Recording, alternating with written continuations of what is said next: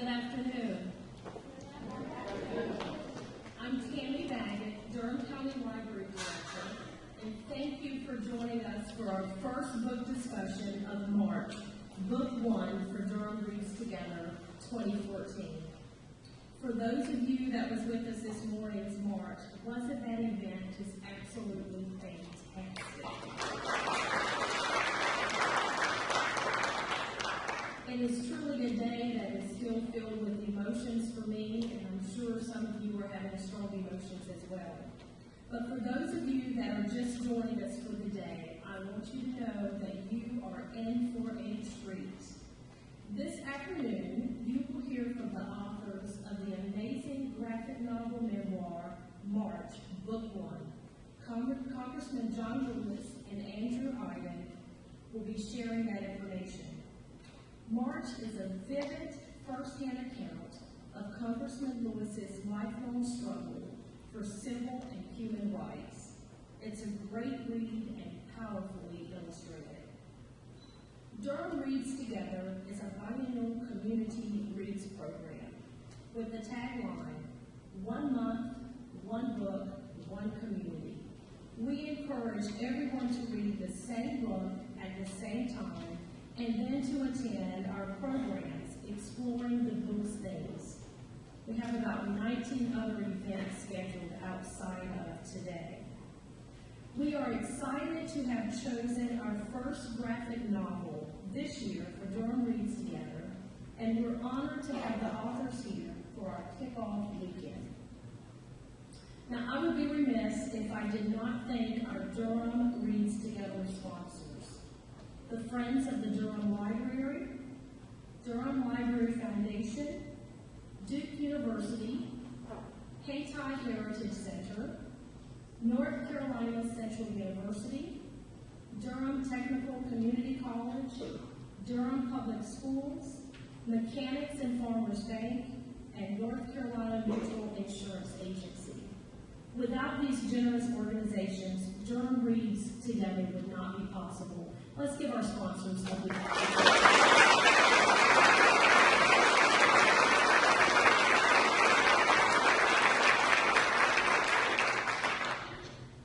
We also have some special guests here today, in addition to our esteemed guests of Congressman John Lewis and Andrew Aydin. I'd like to acknowledge any of our county commissioners that are with us, and also anyone from the county manager's office. I'd also like to acknowledge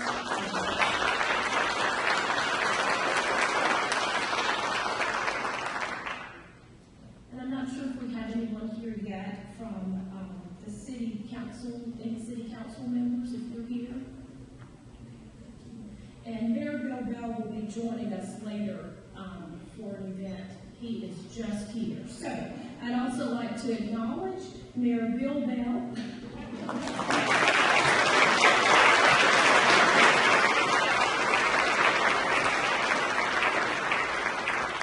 That's pretty good timing there. I'd also like to ask any friends of the Durham Library to please stand.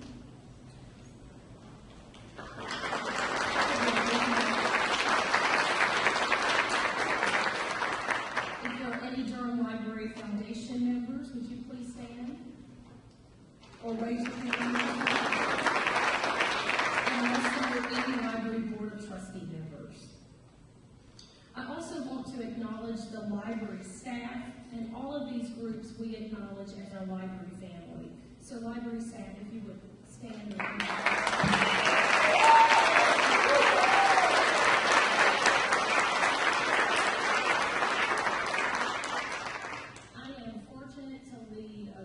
organization that is filled with a great community of advocates for the library and also a great team of hardworking employees. Many thanks to all of you. I'd like to invite everyone to the next Durham Reads Together event, which will be happening tomorrow at Hayti Heritage Center at 3 p.m. Congressman Lewis and Frank Sazio of WUNC's The State of Things will talk about the original March on Washington. Those who are present who participated in the original march very special event planned, as Congressman Lewis will present Dr. Reverend William Barber with the Fellowship of Reconciliation Martin Luther King Jr. Award at that time. I encourage you to attend as many of the special programs we're hosting for Durham Reads Together as you can. You can find a complete listing of programs throughout the month of October at durhamreadstogether.org. I also want to take a minute to recognize two other people that we have with us today that I have not acknowledged yet, and that is Congressman Butterfield that is here with us, and also Senator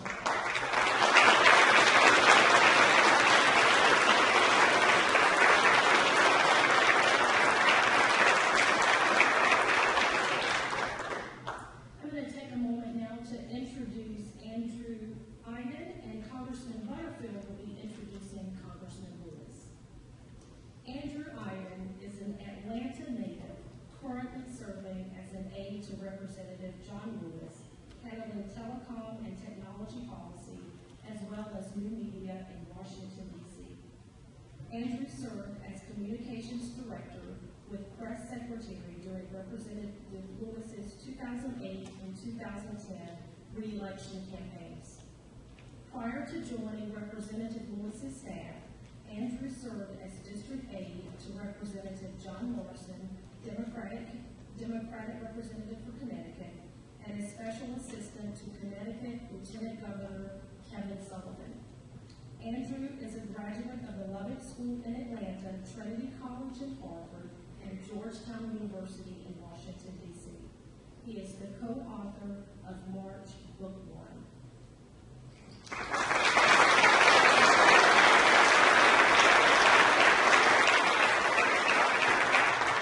And at this time, I'll ask Congressman Butterfield to come up to introduce our speaker for today.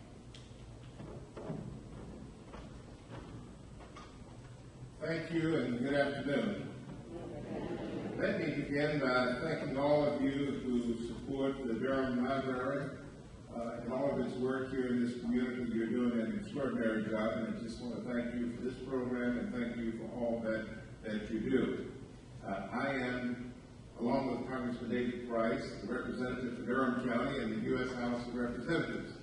As all of you know, congressional districts are very large districts. We have some 700,000 people in our districts. And so I not only represent Durham, but 23 other counties in North Carolina, but it's my joy to be back on this campus again. And so I have two honors today. One honor is certainly to introduce to you my dear friend and colleague John Lewis, but the other honor is to be back on this historic campus, where it was in 1965 that I pulled onto this campus with one suitcase in the back seat of my best friend's dad's station wagon, and moved into Chidley Hall into room 331. I knew how to read and to write and to count, but I really got my education on this campus. And so I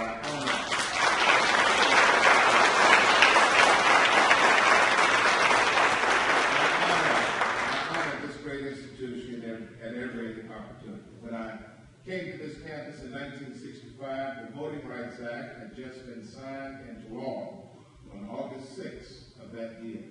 It was a very interesting and very historic time in our nation's history. Durham County was a little more advanced, if you will, in the African American community than other communities across North Carolina. And the reason Durham was more advanced was because of legendary leaders who had lived in this community: Merrick and Moore and Smalley and Wheeler and Stewart and all of the others. And I dare not call any more names, but you know, many of you know who they were. Durham was much more advanced than the rest of the state, but there were still a lot of challenges here in Durham. And when I came to this campus in 1965, the first thing we did was to start a voter registration drive. And so from that day to this day, I have been constantly involved and engaged in political affairs and civic affairs, and I'm just delighted to be back here with you again. Now, everyone introduces John Robert Lewis in a different way, and I'm going to try a unique way today of introducing him. I did not know John Lewis before 10 years ago when I joined the House of Representatives. I'd seen him, I'd shaken his hand, I'd taken a picture with him, really didn't know the man. But for the last 10 years, I have gotten to become a very dear friend of John, and we talk almost every day of our life when we're in Washington, and we have a confidential relationship. And I'm just very delighted that he is willing to come and be with us today.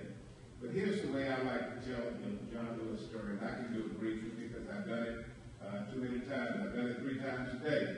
And so I'm going to condense it. I'm going to condense it as best I can.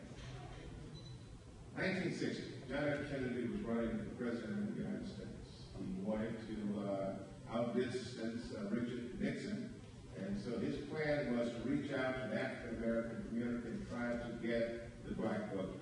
Not many black voters in the South, but a few, but many African American voters in the North and in the Midwest.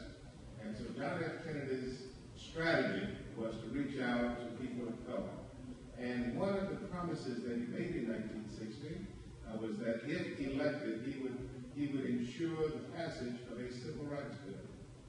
President Eisenhower had tried it in 1957, but it had failed.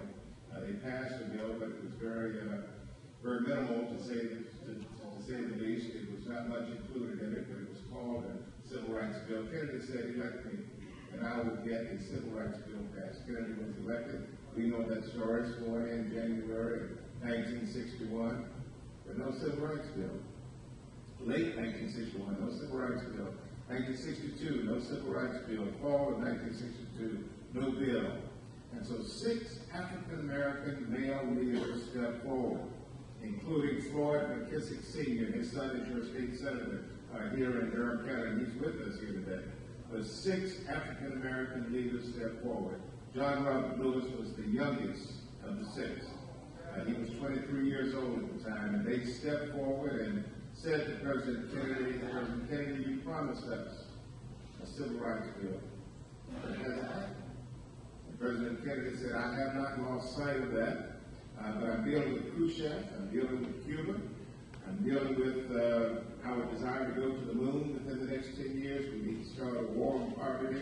And I have not lost sight of civil rights, so just be complacent and be patient. We will get around to civil rights.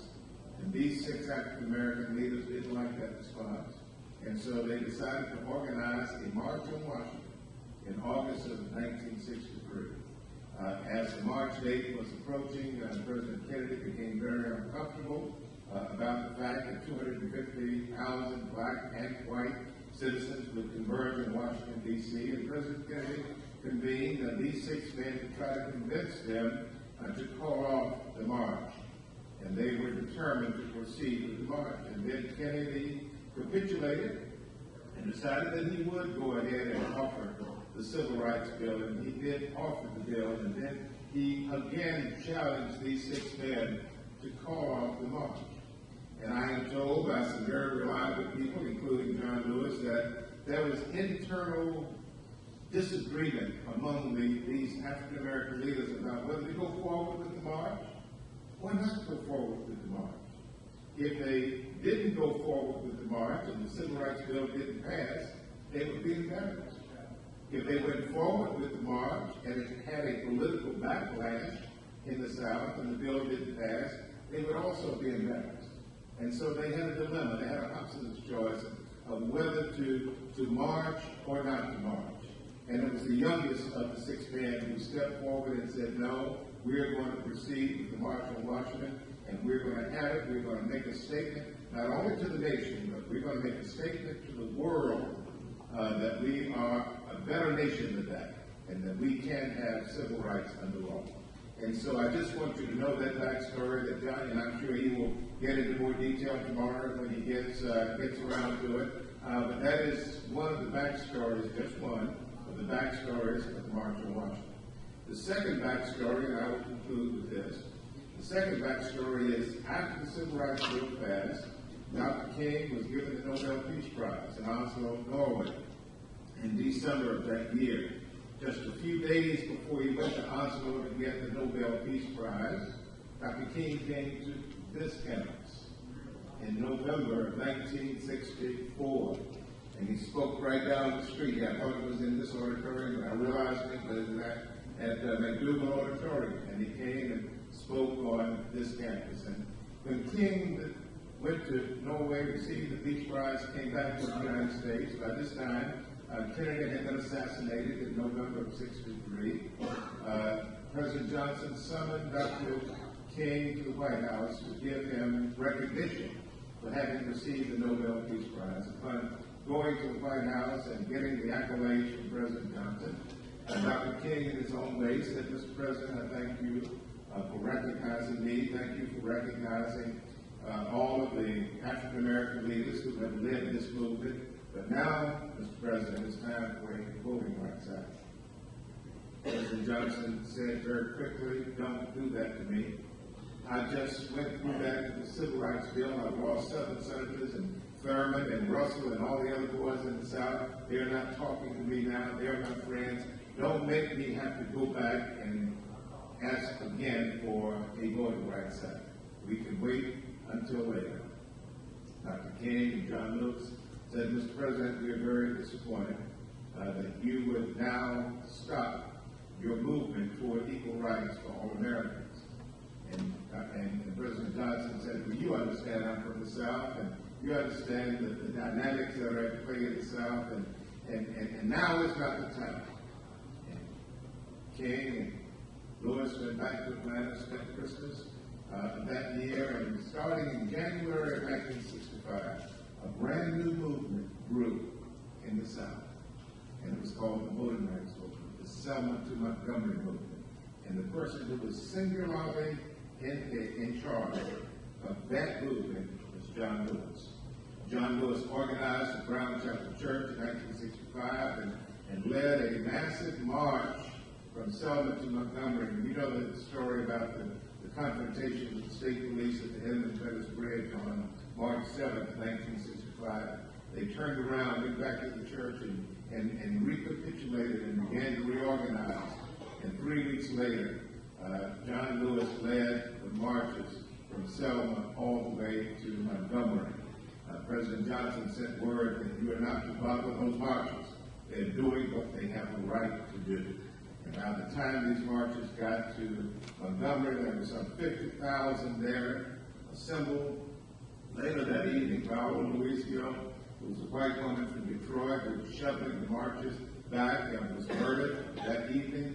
And because of that experience, President Johnson capitulated and went on national television on March 15, 1965, and looked directly into the camera and said, "We are going to have a Voting Rights Act, and we shall overcome."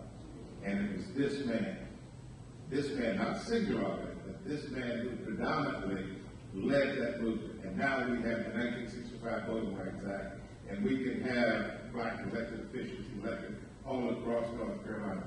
And my brother is not a state senator, but he's Larry Hall is Representative Hall, and Senator McKissick, and Mayor Bell, and county commissioners, and all throughout, and it's because of John Lewis. They took him with his honor.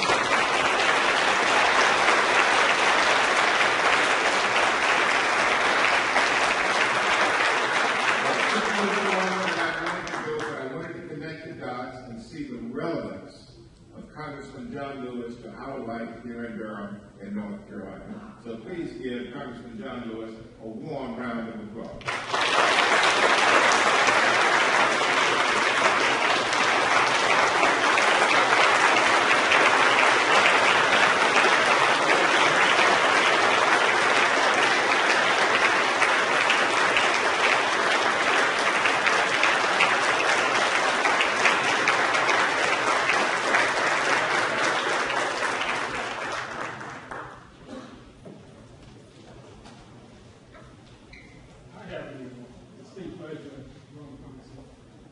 On behalf of the Durham City Council and certain citizens of the city of Durham, to make a small presentation to the Congressman. I can tell you that he's no stranger to Durham. I think last time you heard Watson got the truth speaking. So he's no stranger to Durham. So what I'm going to present to him doesn't necessarily mean he needs it to get into the city of Durham, but it's the key to the city of Durham.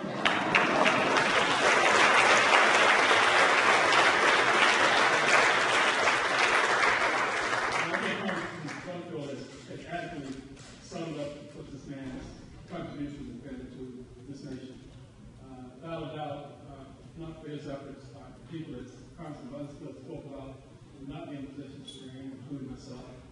And it's just, remember the fact that 50 years is almost upon us, and we're going to celebrate it again. We can't turn back.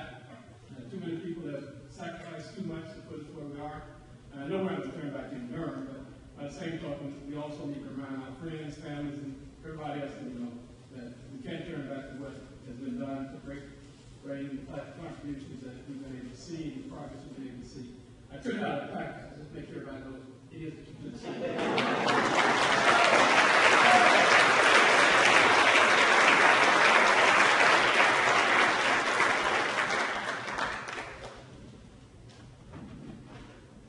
Thank you, Mr. Mayor, for this beautiful key. Look like it's real gold. I appreciate it very much. I must say to all of the elected officials, county commissioner, state senator, state rep, my good friend, my brother, my colleague, Congressman Butterfield. Thank you for being here. You've been very busy today. I know you're in your own district and you have a lot of things to do leading up to the election. But I'm so grateful to see you and to be here in your district. Thank you for all your kind words. And I love you like a brother because you're my brother. Thank you.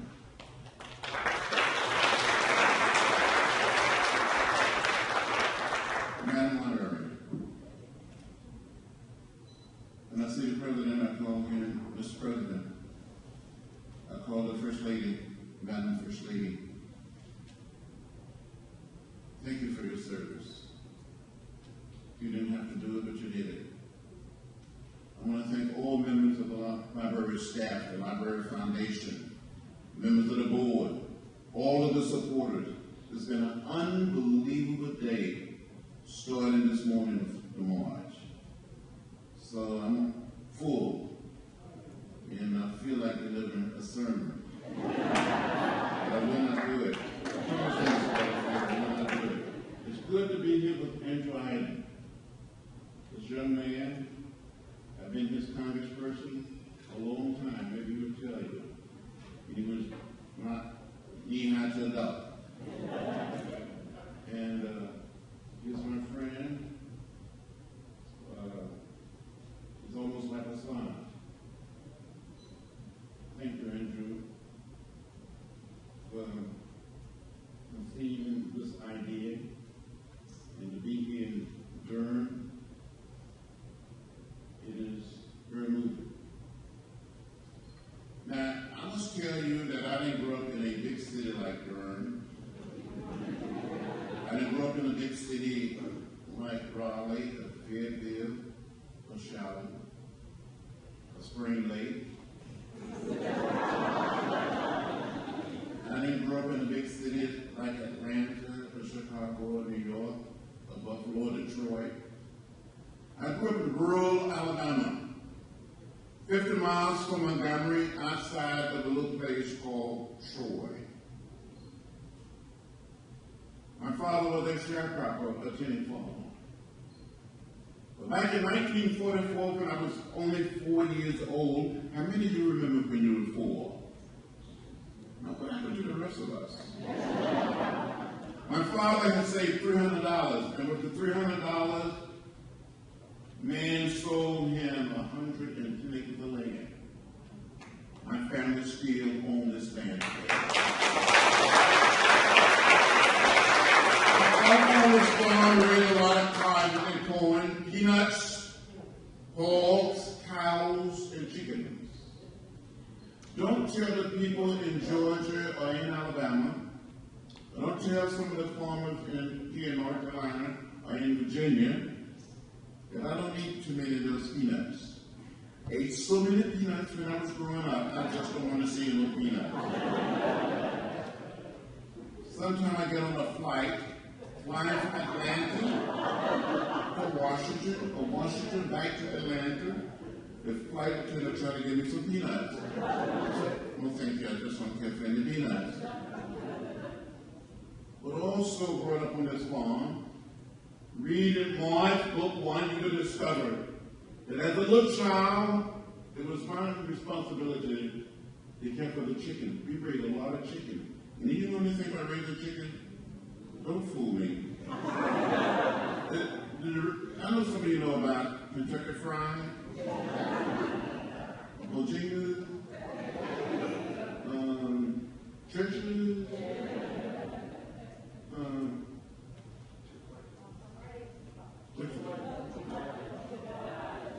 oh yeah, Popeye. And Chick-fil-A based in Georgia. But you really don't know anything about raising chicken. Those of you who said you know something about raising chicken, how do we compare notes there? And then we can have a little test. But as a little boy, it was my responsibility to take care of the chicken. And I fell in love with raising chickens like no one else could raise chicken. When the setting hen was set, had to take the first egg, mark them with a pencil, place them under the setting hen, and wait for 3 long weeks for the little chicks to hatch. I know some of the smart young people and those of you not so young are saying, now John Lewis, why do you mark those first eggs with a pencil before you place them under the setting hen? Well, from time to time, another hen would get on that same nest, and there would be some more eggs. And you had to be able to get the first eggs from the eggs that were already under the setting hen. Do you follow me? You don't follow me. That's okay. So when these little chicks were hatched, I would fool these setting hen. I would cheat on these setting hen. I would take these little chicks and give them to another hen. I would put them in a box with a lantern, raise them on their own, get some more fresh egg, mark them with a pencil, place them under the setting hen, encourage the setting hen to still in that for another 3 weeks. Just keep on fooling these setting hen and cheating on these setting hen. And when I look back on it, it was not the right thing to do. It was not the moral thing to do. It was not the most loving thing to do. It's not the most democratic thing to do. It's not the most nonviolent thing to do. I'm just not prepared to buy an incubator or hatchery, order from the Silver Buck store. Any of you old enough to remember the Silver Buck catalog? Really you do? That big book? That heavy book? That thick book? Some people call it an ordering book. Other people call it a wish book. I wish I had this, I wish I had that. But I just kept on wishing. As a little boy, about 8 or 9 years old, I wanted to be a minister. Mark book, I'm going to tell you, I wanted to be a minister. So from time to time, to help with my brothers and sisters and my cousins, we would get all of our chickens together in the chicken yard. And my brothers and sisters and cousins would line the outside, but around the chicken yard. They would help make up the audience, the congregation. And I would start speaking, preaching. And when I look back on it, some of these chickens would bow their heads. Some of these chickens would shake their heads. They never quite said amen. But I'm convinced that some of those chickens that I preached to in the 40s and the 50s tended to listen to me much better than some of my colleagues listen to me today in the family. I believe for chicken produce eggs. So enough of that story. When we were visiting the little town of Troy, visit Tuskegee, visit Montgomery, visit Birmingham, I saw those signs that said white men, colored men, white women, colored women, white lady, colored lady. But come home and ask my mother, ask my father, my grandparents, my great-grandparents why. They would say, that's the way it is. Don't get in the way. Don't get in trouble. But one day in 1955, 15 years old in the 10th grade, I heard about Rosa Parks. I heard the words of Martin Luther King Jr. on all radio. The action of Rosa Parks, the words and leadership of Martin Luther King Jr. inspired me to find a way to get in the way, to get in trouble. What I call good trouble, necessary trouble. It is my hope, my dream. It is a hope and dream like Andrew. That book, this book, March, book 1, book 2, book 3, will inspire another generation of young people and those of us not so young to stand up, to speak up, to speak out and find a way to get along. Sometimes I think we in America, we're too quiet. Just too quiet. We live in a democratic society. We have to be prepared to make some noise. We have to be prepared to move our feet. We have to be prepared to go to the polls and vote on election day like we never ever voted before.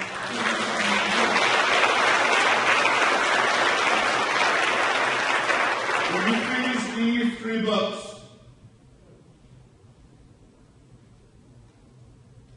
you will see and feel a lot of drama. With Andrew's writing and Nate Powell's drawing, tell the story. Sitting in at a lunchtime in Nashville, Tennessee, and I had all of my hair a few pounds lighter. To tell the story of going on a freedom ride. It was very dangerous in May of 1961, the same year that President Barack Obama was born. But black people to board a Greyhound bus and be seated together, leaving Washington, D.C. And I'll go back for a moment just to tell you the little story. There's 13 of us. Senator McKenzie, father's organization, CORE, who was the chair of the board. James Farmer was the executive director. We wanted to test a decision of the United States Supreme Court. So May 1st, 1961, a group of us, 13 of us, black and white, went to a period of training for 3.5 days.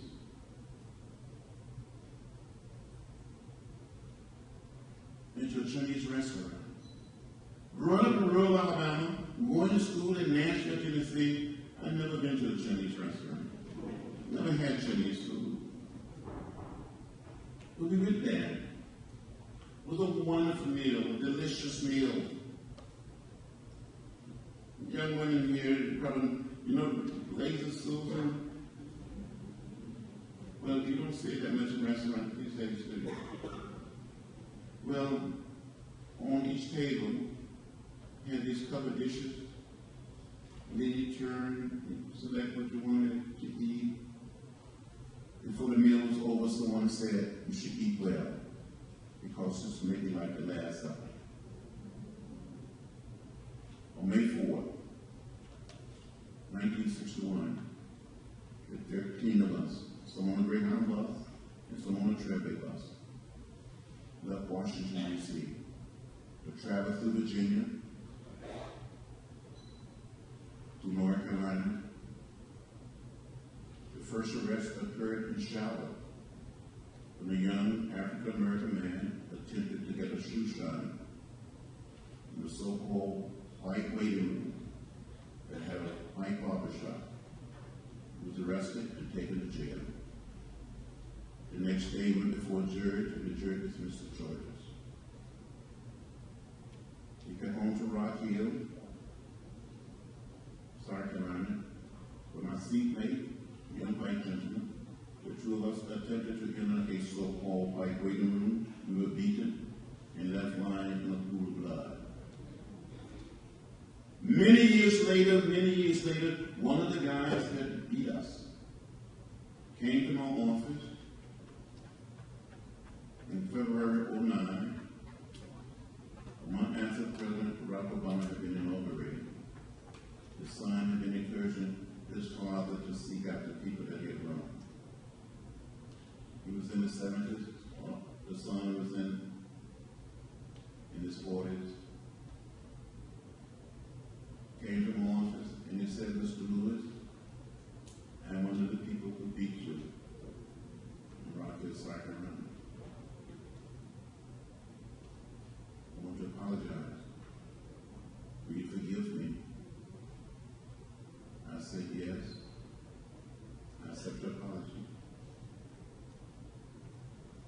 son started crying. He started crying. I started crying. They hugged me, and I hugged them back. We called each other brother. March, book 1, book 2, and book 3 would tell the story of what happened and how it happened to help change America. So when people tell me nothing has changed, I will be able to say, read March, book 1, book 2, and book 3. And one day, maybe just one day, we can get it right in America. Maybe, just maybe, we can serve as a model for the rest of the world. That we can lay down the burden of race, the burden of separation, and move toward the creation of the beloved community. We did participate in this city. We did go on a freedom ride. We did march on Washington. We did march from Selma to Montgomery. And we have witnessed in America what I like to call a nonviolent revolution, a revolution of values, a revolution of ideas. And our country is a better country, and we are a better people. Well, don't let anyone tell you that we're not. We still have a distance to go. But in spite of the sit-ins, sitting there, in spite of the freedom rides, in spite of the marches, Mr. Butterfield is right about President Kennedy. He didn't like the idea of a march on Washington. He said if you bring all these people to Washington, it's going to be violence and chaos and disorder. And April Randolph spoke up and said, Mr. President, this will be an orderly, peaceful, nonviolent protest. We left that meeting with President Kennedy and came out on the lawn of the White House and spoke to the press. Said we had a meaningful discussion with the President, and we told him we were going to march on Washington. When the march was all over, when Dr. King had finished speaking, he spoke last, he spoke number 10, I spoke number 6. As Mr. Butterfield stated, out of the 10 people that spoke that day, and the only one still around. But President Kennedy invited us back down to the White House, and we stood in the Oval Office, and he greeted each one of us, kept saying, you did a good job. He was beaming like a proud father. He said, you did a good job, you did a good job. And when he got to Dr. Martin Luther King Jr., he said, and you have a dream. That was my last time seeing the President. He was assassinated on November 22nd, 1963.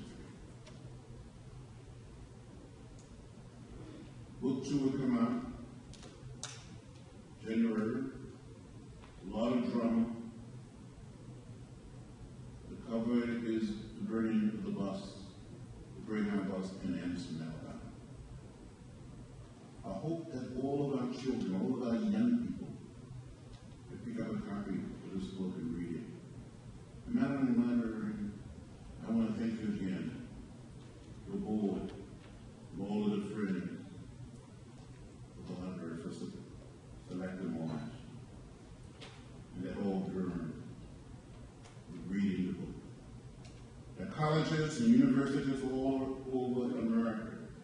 As a matter of fact, Andrew probably will tell you that in France, the book has been translated, and people are reading, and hundreds and thousands of students all over America, college students, high school students, middle school students, and elementary school students, and many adults are reading it and passing it on to their children, their grandchildren, and their great-grandchildren.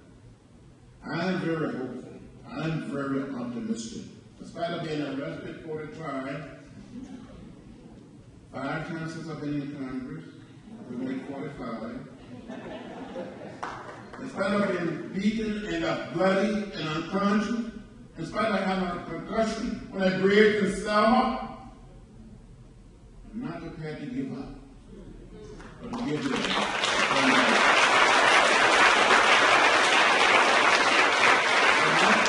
all must continue to march. Pick up our feet and put them down. Never give up. Never give in. never become bitter. Don't ever become hostile. The way of peace, the way of love, the way of nonviolence. It's a better way. Thank you very much.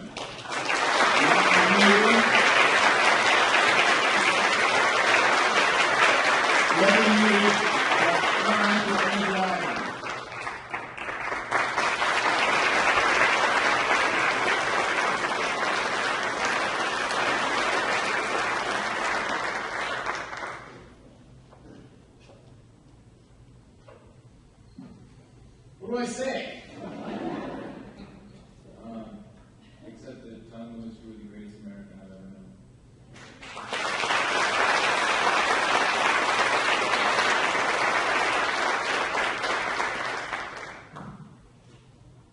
I'm sure at one point or another many of you asked, why on earth is John Lewis writing a graphic novel? Besides having one of the most important stories of the 20th century, it is because of the influence of a comic book that was used right here in North Carolina to inspire some of the earliest sit-ins. Now, I found out about it back in 2008. I was serving as the Congressman's press secretary on his re-election campaign. And it was coming down to the end of that campaign, and everybody was talking about what they were going to do after. I'm going to go see my parents. I'm going to go to the beach. And I said, I'm going to go to a comic book convention.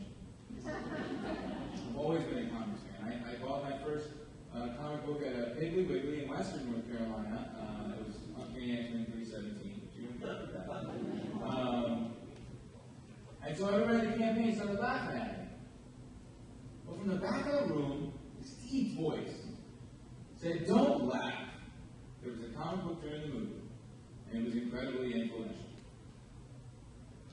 That was John Lewis, sticking up for me, because he has so many times.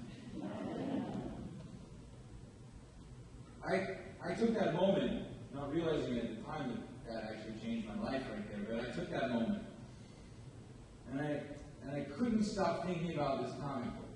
Right? Everybody had told us comics were bad, that they rot your brain, that they contributed to juvenile delinquency, as the United States Congress told us in the 1950s, who we all know to be right about everything.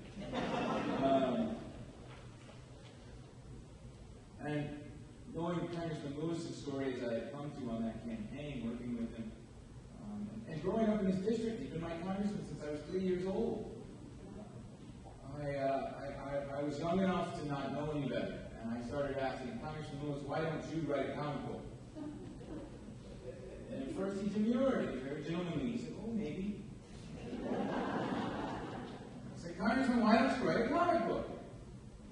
And he said, okay, I will, but only if you write it with me.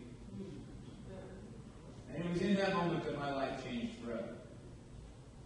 I went on to write my graduate thesis about Martin Luther King and the Montgomery story. It was basically attempting to prove that a comic book could be used to inspire a new generation to take up nonviolence and change America.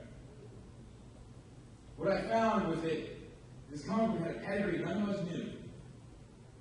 That Dr. King had helped edit it, sitting at a table in the fall of 1957, just as his first son was born, he edited a comic book script, just as John Lewis has done.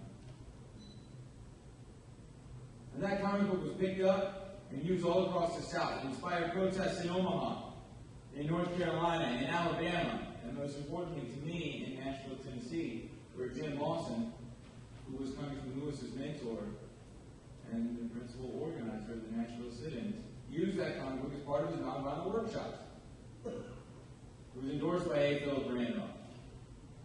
It was spread to South Africa, where in 1959 a missionary named Durham wrote back to the Fellowship of Reconciliation who produced it and said, thank you for this tool. Thank you for this opportunity to begin this conversation with young people. It was later banned by the South African government for being incendiary in the fight against apartheid. It was used in Vietnam, in Latin America. Most recently, it was used in 2011 in Tahrir Square in Egypt, where it had been translated in Arabic and Farsi and helped contribute to the nonviolent revolution. So we had a pedigree. But did we have a project? I was 24 years old when we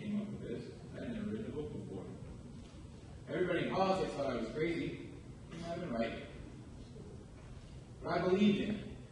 I believed that this could truly become something special, something meaningful, something that would inspire the next generation.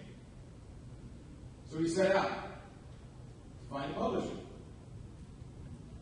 And again, people laughed at me. It was DC Comics. I'll throw them under the bus. Why not?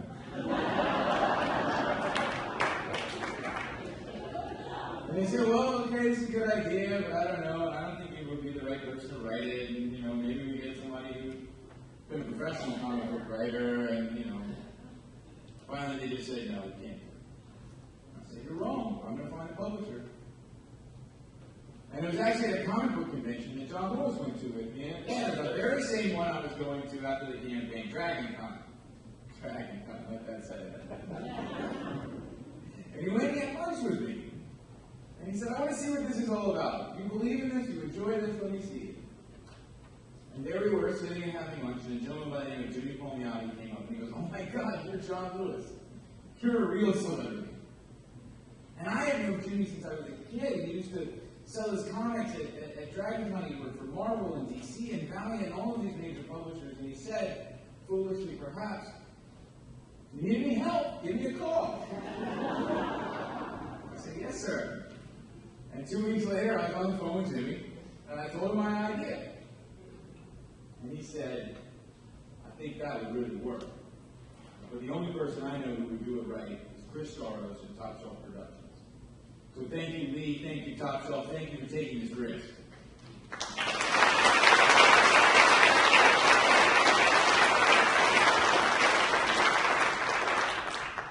So then we had to write the darn thing. And we got started, and we worked on a script, and I would interview the congressman at night on weekends because, I was on the staff. I'm still on the staff. I've been on the staff for almost 8 years now. I've been working in politics for a decade. If I wasn't working for John Lewis, I probably would have gone crazy by now. But this is a brutal place, Washington, where you have to work for somebody you believe in. And I believe in John Lewis more than any other American, perhaps, that's ever lived. And what I'm trying to do, what we try to do, is we try to set out and take his words, because they're so powerful. When you hear him speak, I try and follow him. It's impossible. His words come straight from the heart of America. And so I interviewed him. We talked on the phone, we worked at night, we worked on weekends, for months and months. So we finally got something together.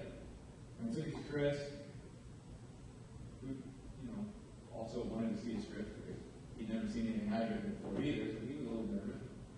And finally we got that call. After we put together what became book one, and he said, yeah, I'll publish this. This is good. This might be something. And so then we got back to work, and we kept writing, we kept writing, we kept writing. Eventually it became 300-400 pages. Because it's going to be one book, right? And you start looking at this massive piece of paper. I mean, for the environmentalists out there, they were getting mad at me. And then we were like, well, what do we do? And so we were hiring, we were trying out artists. We brought on Nate Powell, who I believe is one of this generation's finest graphic artists. We did a spectacular job on this book, and he suggested, maybe break it up. And I said, well, I love Star Wars. Why don't we make it a trilogy? So we did it. And so book one's our Star Wars. Book two's coming out in January. That's our Empire Strikes Back. And when you think about it, it kind of works. Because Congressman Lewis is spending his life fighting that fight. Fighting the true evil in the universe. He's a real hero. And we have so few of those these days. And in particular, young people need those heroes. I turned to comics when I was a kid because my dad left and I didn't see a sense of right in this world. I wanted to see justice. I wanted to read stories about people who were interested in doing the right thing because it was the right thing. And that's what we're trying to do, except we're trying to show them that those heroes exist in real life. And more importantly, that they can use the tools that are in front of them, the tools of nonviolence, to join that fight, to fight the evils in this world, and to remake this country and this world into an image that they see to be just and fair. We look at Ferguson, We look at Hong Kong. All over this country and this world, there is a frustrated generation. They're seeking to break through. They're seeking change. And they need to know how to do that. The civil rights movement is the most effective, nonviolent, or frankly, any type of movement that America has ever seen. But the reason it was successful is because they were disciplined, they were orderly, and they used nonviolence to the full extent of its possibility. We had a French reviewer recently call it March a weapon of mass instruction. I was going to send it to the Bush cabinet.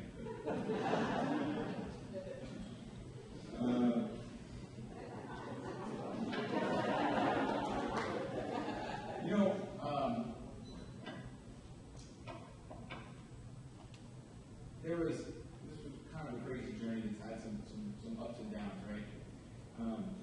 And a lot of it was me meeting people I never thought I'd meet and saying things I never thought I'd say.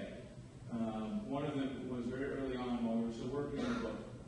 I went on the pilgrimage with the congressman, and we had an elevator, and lo and behold, there's Ethel Kennedy and John Siegenthaler, who we recently lost. He was the publisher of the National Tennessean, but he was also Robert F.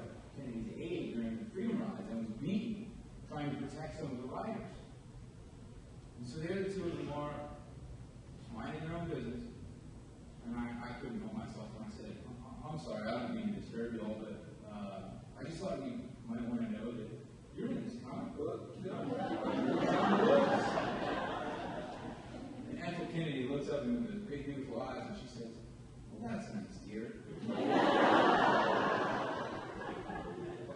So it was a tremendous thrill to get a phone call on my cell phone from Ethel Kennedy telling us that we were the first graphic novel ever written at the Robert F. Kennedy Book.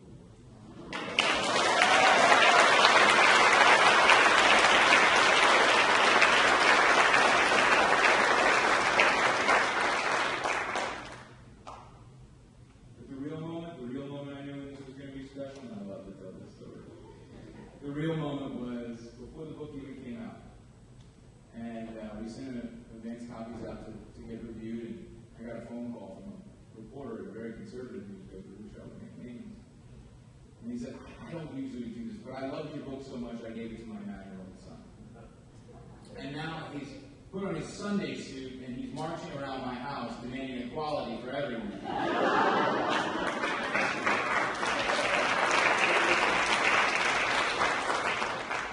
Because that's what this is about. For all the accolades and the wonderful events and the hard work from librarians and the congressmen and everything we've done, it's about those young people and putting that social consciousness in a form that they can internalize, a form that inspires them to want to act.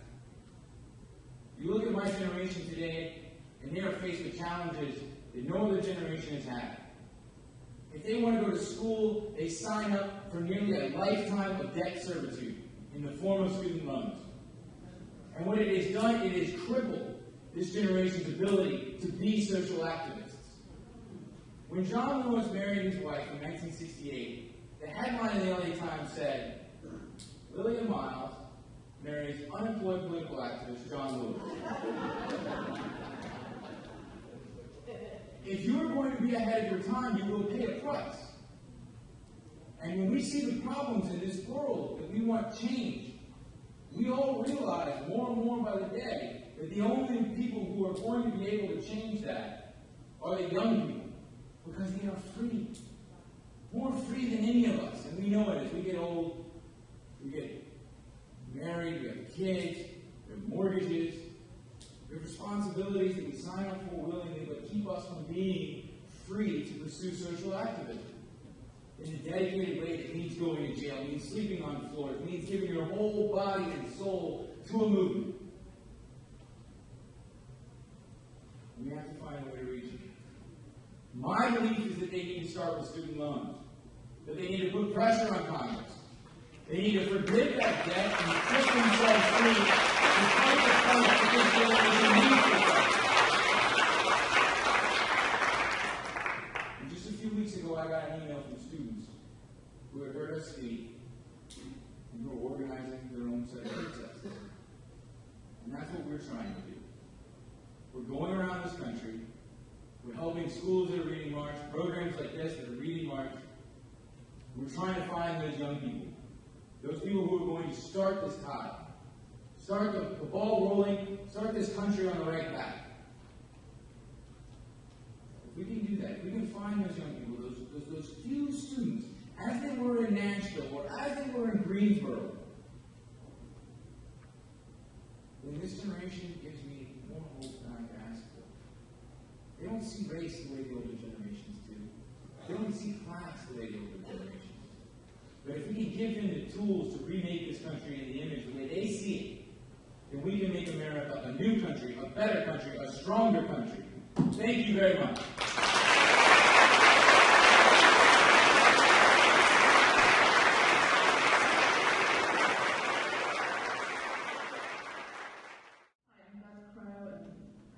Sitting really close to the mic here. I work with youth in the Episcopal Diocese of North Carolina. We had the opportunity to meet last February. How do we help? I mean, when I talk to the young people now, and it's not just black youth, it's our Latino youth, that they feel no hope. They feel like whatever our country gained from work that you and your colleagues did has been lost. We saw that in Ferguson. I know you've been working in Ferguson, and how do we give our young people hope again when it does feel hopeless for them? That's my question. I think we must take the time to tell the story another generation of young people starting right here in North Carolina. You don't have to go around America. The example of the sit-ins here at the Greensboro Lunch County. Just all the innocent college freshmen. The story of people just coming together, studying the way of peace, the way of love, the way of nonviolence. These were young people, Andrew Aydin, read the Montgomery stories, Martin Luther King Jr. and the Montgomery stories. There's something that happened in Montgomery and started a dialogue between each other. They had what I call an executive session with each other. I said, why don't we do something? And we were deeply informed. In Nashville, at the same time, we were having a nonviolent workshop. There was a young minister here in North Carolina by the name of Douglas Moore, who called Jim Lawson, who was a Methodist minister in Nashville, representing the Fellowship of Reconciliation, said, we're having nonviolent training before we get on any protest. Every Tuesday night at 6:30 p.m., March, we're going to take it. That's the blueprint. That's the roadmap. We met. We were dating. We said that Gandhi attempted to accomplish in South Africa, but he accomplished in India. We studied the great religions of the world. We studied the Lord's obedience. We studied what Dr. King was all about. And then we started to test it in. And after Greensburg, we started sitting in on the records. The methods are not obsolete. They're not out of date. I said to young people sometimes, I said, we didn't have a fax machine. We didn't have a cellular telephone.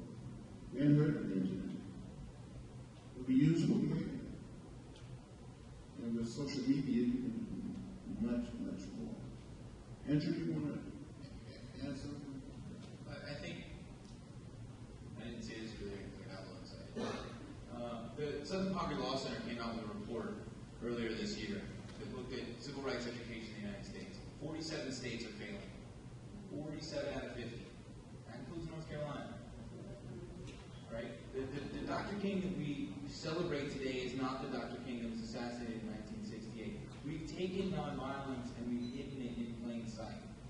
And so when you say that these people are frustrated, they're hopeless, it's because they don't see a way forward.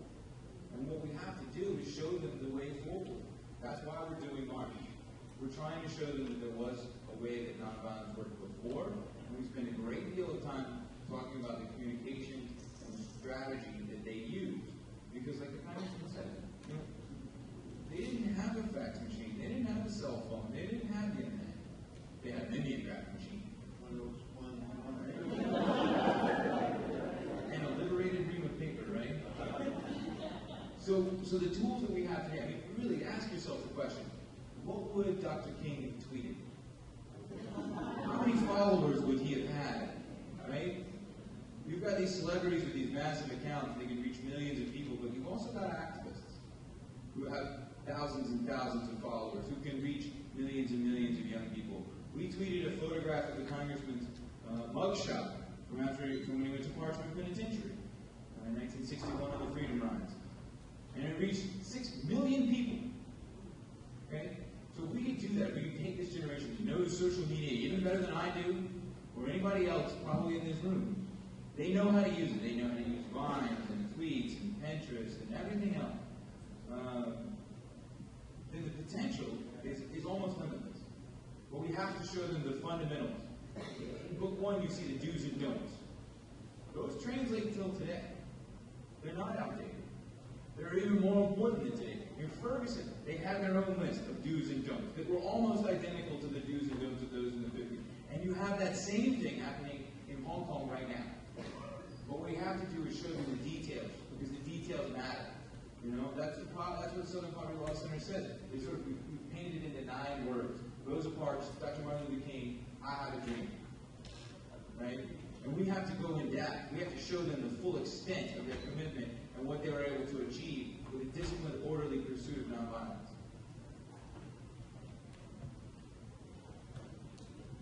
Good afternoon, Congressman. I just wanted to say thank you so much for everything that you've done.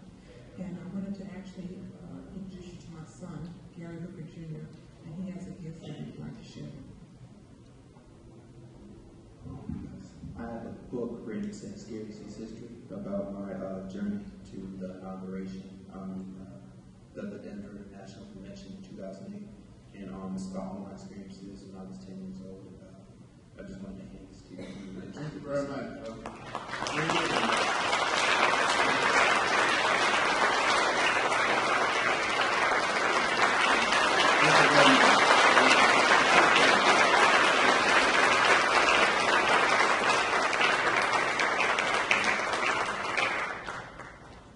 Good afternoon. Congressman Lewis, I have heard young people and some people my own age say, I'm not going to vote because they're going to put in office who they want to anyway, or ain't no need. What are some of your thoughts on what could be done or said to people who take this thought pattern to help them to get to see things differently? I've been in an organization such as NACP and others have said, if you don't vote, you don't count. In a democratic society such as ours, I believe, I truly believe, that the vote is precious. It's almost sacred. It is the most powerful, non-violent instrument or tool that we have at our disposal. If the vote is not important, why do people try to keep women from voting? If the vote is not important, not powerful, people keep it minority.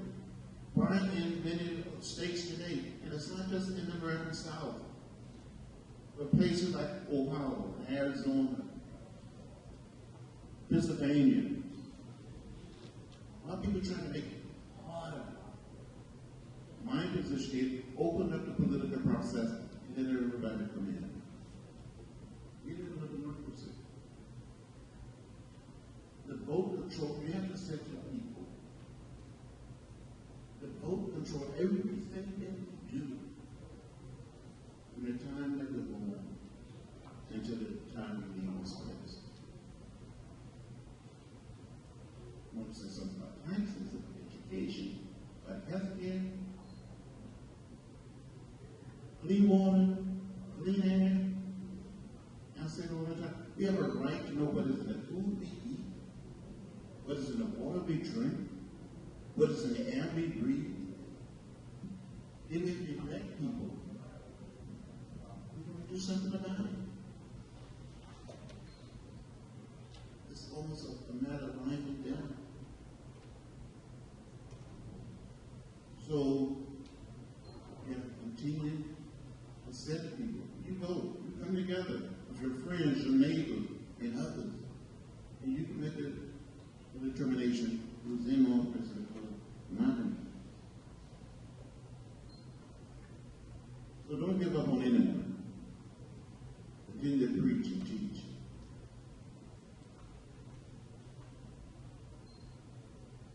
As I said before, the only thing I did to try to make it happen, I just gave a little blood on that bridge. And almost cried when the Supreme Court decision came down, exactly the voting rights act. It's still powerful.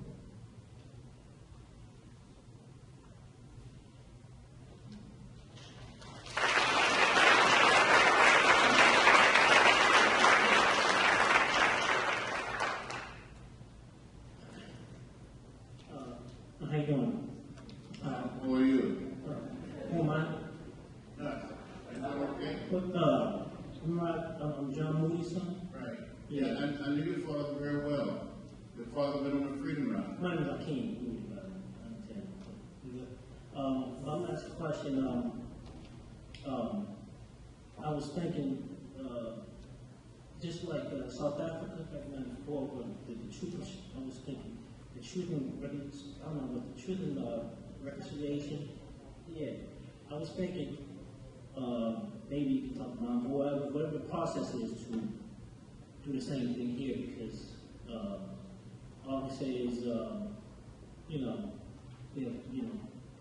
we like to put the first black president, so-called first black president, Eisenhower. Anyway, maybe we can, you can put that, use your power to start that process of what happened, truth and reconciliation here in America, because we need to go on, So I was just going to say that, and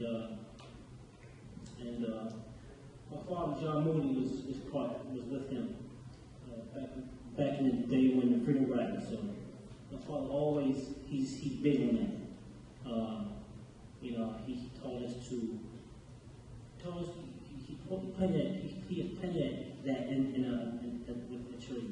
But anyway, I'm talking about, so I'm suggesting that you plant that idea and start the process whenever it happens. We're willing, where we do the same thing here. Indians, whites, women, and just move on. And secondly, what encouraged you? What inspired you and the rest of your friends to do this? Well, we didn't like what we saw happening in America. We would talk a way of peace, a way of love, a way of nonviolence. We wanted to build what Dr. King called, and Jim Lawson and others called, the beloved community. We wanted to lay down the burden of race, the burden of division, the burden of separation, and create one community. Andrew would tell you that during the past few years, the past 15 years, I've been taking members of Congress, black members, white members, Latino members, Asian American members, and the one in the House we have Native American members, back to Birmingham, back to Montgomery, back to Selma, to create this sense of community. And on one occasion, we may want to tell the story, Andrew. We made in Montgomery 2 years ago, and what happened when we was there. Well, and this is the church that you had been in during the Freedom Ride. And this is the same church in 1958 when I was 18 years old, when I first met Dr. Martin Luther King Jr. and Reverend church that we were forced to stay in during a mass meeting in support of the Freedom Rider. In May of 1961, there was an attempt to burn the church. All of us, I guess not to the church.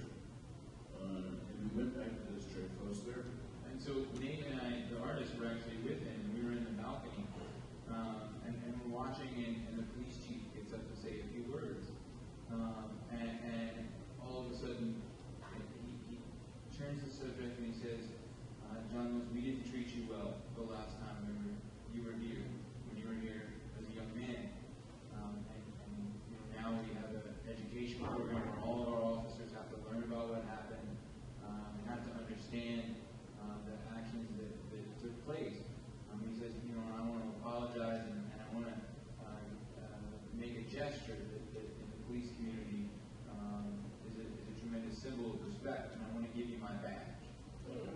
And the congressman said, but don't you need your badge, sir? And he said, no, I can get another one. And so he gave the congressman his badge, and everybody in the audience just starts crying. The African-American officer standing with his deputy, he's crying. The cameras start flashing because it is that moment of reconciliation where this generation didn't necessarily need a commission to tell them it was the right thing to do, but they saw the wrong that was done, and they did the right thing for no other reason than it was the right thing to do. And it was a tremendous moment. Well, this is last one. The main question was, what would it take for whoever the power to get the idea out and start the process of the church reconciliation? Same thing happened in South Africa. You know what I'm talking about. Where everybody, blacks, whites, sit down and just move on. I think the challenge is in South Africa, this was a nationwide system. And in the South, had a different system for the repression than in the North. And so looking at that on a nationwide level, I think part of it is going to be a matter of people themselves being willing to stand up. Another example I think of is after the inauguration of President Obama, one of the gentlemen who beat the congressman in Rock Hill, South Carolina, came forward and apologized to the congressman for beating him, even a KKK member. And so, we deal with this because we are such a large country in so many different ways. I think part of that comes from education. Sometimes I don't think the government is necessarily equipped to do all of these things, but I think it's a good point. I appreciate it. Thank you. Thank you.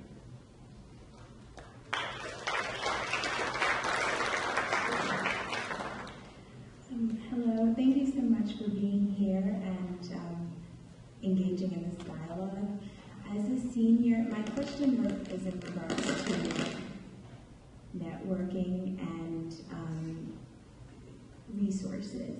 And as my experience as a senior here at North Carolina Central, I feel that there's a great amount of isolation, especially at HBCUs because I do attend one, and silos around the campus, so only certain people know about certain events. And specifically for an event such as this, I feel that the whole auditorium should be filled, especially with the Voting Rights Acts, the new midterm elections that are coming up. So my question is, as you go around the country and discuss the book with different university students and communities, will you be documenting a network of communities that you'll be engaging with and collecting all of those resources that the specific communities have, so it can be, it won't be just Duke or George Washington University or Tulane or Berkeley, but it can also encompass all of our university students and even the ones who need to be empowered, as the previous question. I think that's an excellent question and an excellent point that you're also making. I remember that when I was in school, the tendency to isolate ourselves is almost natural, but it shouldn't be. I think social media gives us an opportunity, the internet gives us an opportunity, but for our efforts, what we've had a great success with, and these are self-selected opportunities, right? The schools select them, but we've been selected selected as first-year reading program books, so that the entire school, the entire freshman class, at the very beginning of their college experience, reads March and then engages in a conversation about what we're trying to do. And you know, it's been major universities on the scale of Michigan State. I mean, that was 8,500 freshmen. Or Georgia State in Atlanta, Marquette University. So we've had religious and non-religious. I would love for us to be able to do this at an HBCU. The book's been out 14 months. The people who selected this last October. So they're going to be really quick. The flip side of that is now, you know, they're making those decisions now, and so what are we going to be doing next year with book 2 and re-engaging on book 1? But I really like your idea of trying to connect this in a nationwide way, right? All of these different communities, all of the different young people, finding a way to engage their interests, but engage each other as human beings. There's a point in book 1 that we try and make with the chickens, because the chickens are a beautiful metaphor for so many things. And that is that when the congressman knew the chickens, he couldn't eat them. But when he didn't know the chickens, it was easy to eat them. We have to know each other. We have to look each other in the eye. We have to shake hands and hug each other as brothers and sisters. Right? And that's the conversation we're trying to start. I don't know if we'll be able to achieve all of that right away, but we're on this journey for the long haul. And so we need your help. We need everybody's help here to continue. Thank you. I really appreciate it.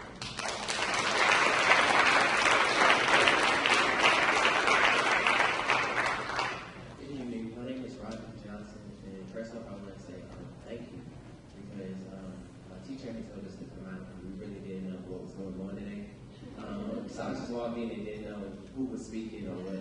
But I appreciate your wisdom that you're pouring out. My question is, when you both were talking, just telling history and everything, you both started basically in your early 20s, or even earlier. And I'm 20 years old, and in a society of males that is basically getting beaten down, degraded, all our focus is on the wrong things. What would your advice be? Because it seems like, how did you keep yourself disciplined? How did you keep yourself focused on your passion? Letting us know, what would you let us know to stay on the right road as males, to be leaders, outcasts? I grew up with 6 brothers, 3 sisters, wonderful mother, wonderful father. We grew up very poor. But I had wonderful teachers, and one teacher in particular who said over and over again, read, my child, read. We had very few books, not trying to read everything. I wanted to keep up the current events. And listen to the radio. My mother used to accuse me of being nosy. I asked her a lot of questions. I wanted to know why. And I used to eavesdrop as a little child. Her aunt, my grandmother, would come to visit. And I would listen to them. And the moment that they left the house, we would walk farther away from them, and either they left. I would ask questions. What's that all about? What are y'all talking about? And she was a boy, did you know everything? You know everything. I wanted to know. So that's why I asked about those signs. I read the newspaper that my grandfather had a subscription to. He couldn't afford it. But I didn't like what I saw, and I wanted to do something about it. Individuals like Rosa Parks and Dr. King provided me a way out. Now, you're very, very young. You didn't grow up in the type of environment that I grew up in. During the month of February, we had first something called Negro History Week. Then we had Negro History Month. Then it became Black History Month. Now it's African American History Month, right? I'm sure the library will tell you all about it. And I would look at these photographs, all these outstanding people like W.E.B. Du Bois, Booker T. Washington.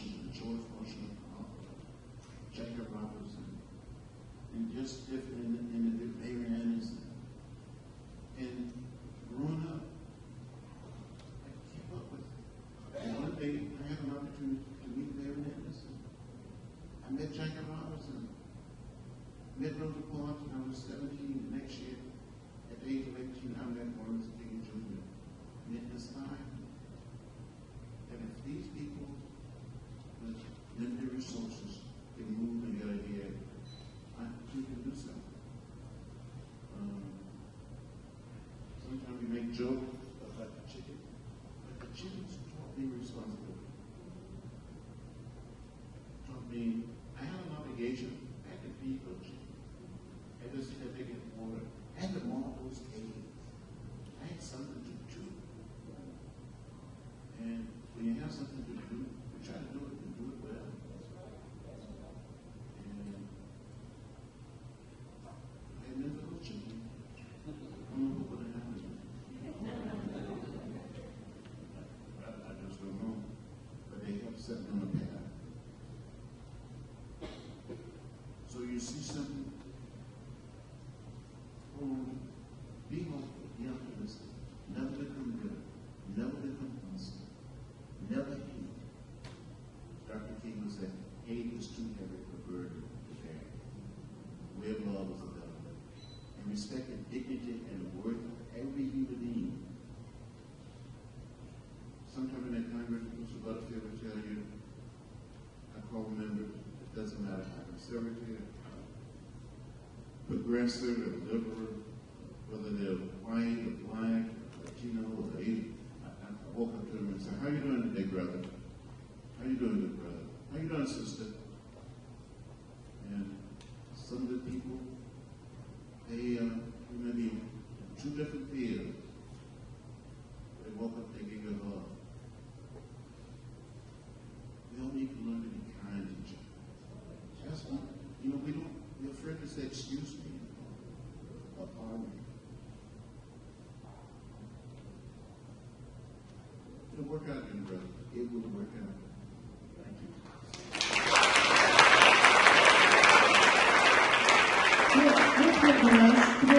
Does one have time for you to get your book signed? And the book signing is over to my right. You're next. Congressman John Lewis, I spoke with Andrew this morning when we was out there marching with you. I got a gift to give you. It's at North Carolina Central University Archives Department. That maybe Andre Van was here. You spoke about 1944 when you were 4 years old. I got a house that I'm trying to restore in Yanceyville, North Carolina. And I found a chest. And I think it would be best with you and to give it to your foundation. And I spoke with Andrew, and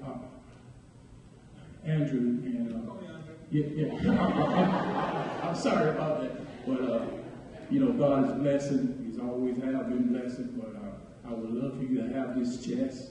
It goes back 1900, and I'm from Yanceyville. I know you said that in Yanceyville it's about 50 miles from here, and I know you said about Troy, Alabama, we use about 50 miles from Birmingham. But I would love for you to have this chest, sir. And I'm trying to restore a house in Yanceyville for homeless veterans. I've been in the newspaper, but this is just a blessing right here. Thank you very much.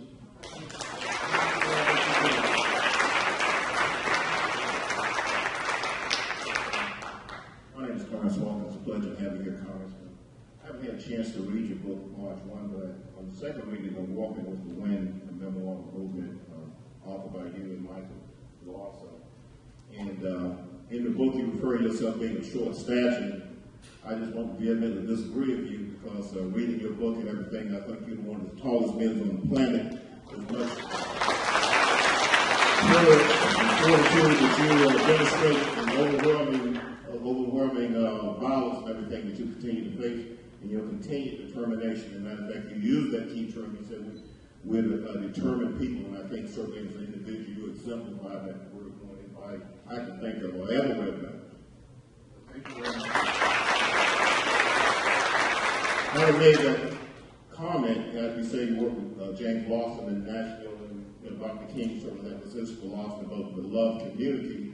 As a citizen, I can understand what the lady said about people being turned off, and as a politician yourself, I think, you know, what is challenging is how do we get beyond the political polarization to the beloved community? Because if we watch politics out of Washington, we watch politics coming out of the state level and even to the county and city level, you know, it's the Republicans against the Democrats, and, you know, one's arguing for the dollar, we're talking about humanitarian, and that seems to get lost somewhere in the political allegiance. Everything is about money. Here in North Carolina, they rejected the Medicare and the Obamacare, talking about it costs too much and everything. What I cannot see, it seems to always be a conflict between the political thing and the humanities side of things. We call ourselves a Judeo-Christian nation, but everything is about money. North Carolina rejected, I'm saying, but you know how many people has to die? I mean, the Harvard study said over 144,000 people die each year because of lack of health care. I'm a general physician myself, and I see, you know, the lack of care. And so it bothers me when we talk about being a beloved society, but we can never get beyond political polarization. I share your concern, sir. I really do, Doctor. I share it. I've taken the position that health care is a right. And it's not a privilege in our country. It's a right. And the quality of your health care shouldn't be decided on the size of the bank account or how much money you have in your wallet. The same problem that we have here, we have it in Georgia. More than 450,000 people should be receiving Medicaid. But the governor there will not sign on. But we have to find a way to make politicians, make our political system a little more humane, a little more human. In this business, I come in contact with people at all levels who love the world, but they just love the planet, they love the world, but they don't like people. They really don't like people. Really. They don't want to get their hands dirty. They don't want to make a hard decision. So that's up to the electorate. They help make our political system a little more humane, a little more caring. Thank you.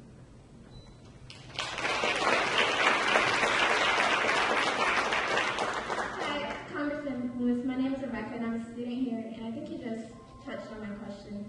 I was going to ask you how you deal with some of your colleagues who are elected into the office, but seem to forget about the people they're chosen to represent, or seem to not care about the people they're chosen to represent.